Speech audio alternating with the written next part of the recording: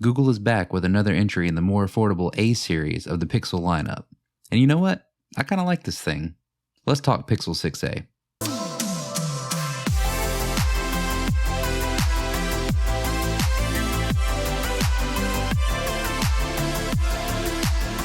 Now, the A series has always been a bit of a sweet spot for me in the Pixel lineup because they typically offer about 75% of the more expensive counterparts for a much cheaper price, and this year maintains that tradition. Well, kind of. At $449, the Pixel 6a comes in with a 6.1-inch OLED screen at 1080p, and it's a 60Hz screen. Now that's down from the 90Hz refresh rate you get on the Pixel 6 and the 120Hz on the Pixel 6 Pro, but it's still a solid screen.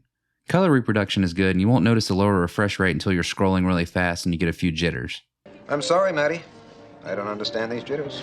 I've heard a lot of people say it's really hard to go back to 60Hz after you've used a faster screen, but you get used to it pretty quickly.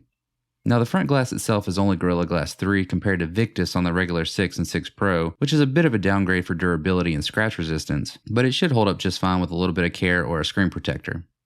The layout on the back carries over the design language from the 6 and 6 Pro with a large camera bar and two-tone finish, and I'm still not sure if I like it. It's a distinctive look for sure, but it's still a bit odd looking. Let me know what you guys think about it. The camera bar on the 6a doesn't jut out quite as far as its big brothers due to using different lenses, which helps a bit, but you lose that natural place to rest your finger when you're holding the phone. The back of the phone is also plastic compared to the glass on the other two, but Google did a really good job with this and it feels like glass in day-to-day use. You can definitely tell it's plastic if you tap on it, but it surprisingly doesn't feel like too much of a downgrade. The aluminum rail along the outside also helps give it a more premium feel. And one-handed usage is so much better with the smaller size. So overall build quality is actually pretty solid. The 6a is available in 3 colors, and this is the chalk version. You can only buy it with 128GB of storage, and there's no expandable storage. The RAM is also downgraded with 6GB compared to 8 on the Pixel 6, but I haven't had any issues with apps closing or refreshing. It's got a 4400 mAh battery, and let me tell you, I've been getting much better battery life than I was expecting. Even better than my Pixel 6. Wow! I've been getting anywhere between 5 and 6 hours of screen on time pretty consistently with my use case, which is typically listening to music, web browsing, and YouTube. I'm not sure if it's the 60Hz screen or what, but I've been pleasantly surprised. A lot of other reviews mention that the battery life was average, so your mileage may vary. The 6a has the same processor as the 6 and 6 Pro, which Google calls its Tensor processor. And yeah, performance seems to be exactly the same as my Pixel 6, which is awesome in a more budget-oriented device. It's not the fastest on the market, but it's definitely no slouch.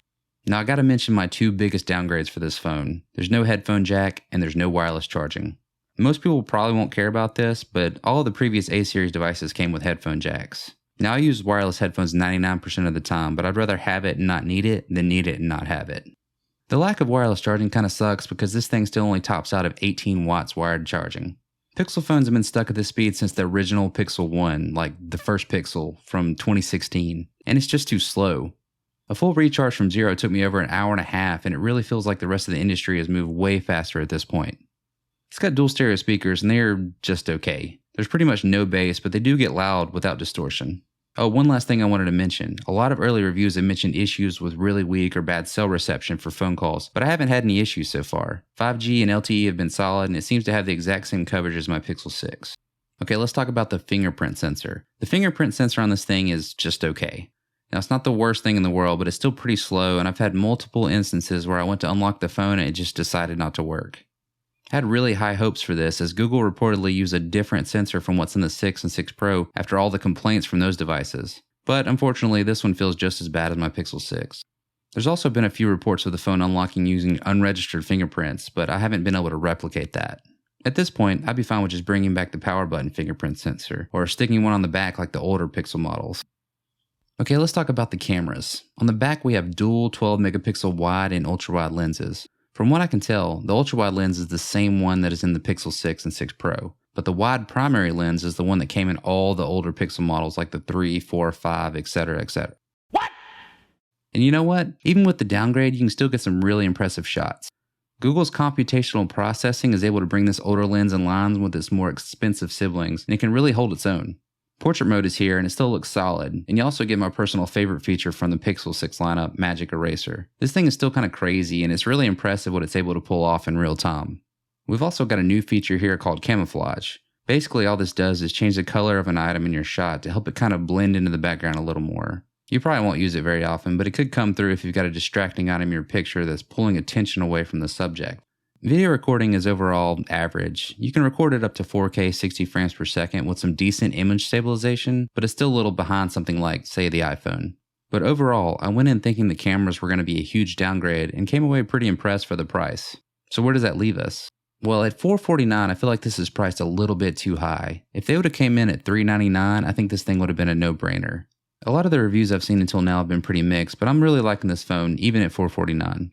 If you've seen any of my other videos, you know I'm a fan of more compact devices, and this one is just the right size for pocketability and one-handed usage, at least for my hands. It's got great performance and really capable cameras. And that's not even mentioning the Pixel exclusives like Now Playing or call screening and just a ton of other little things. The downgrades are there for sure, and you'll have to decide if losing those features are worth it for you, but it's really compelling at its asking price, and it's actually already going on sale. Google is promising 3 years of software updates and 5 years of security updates.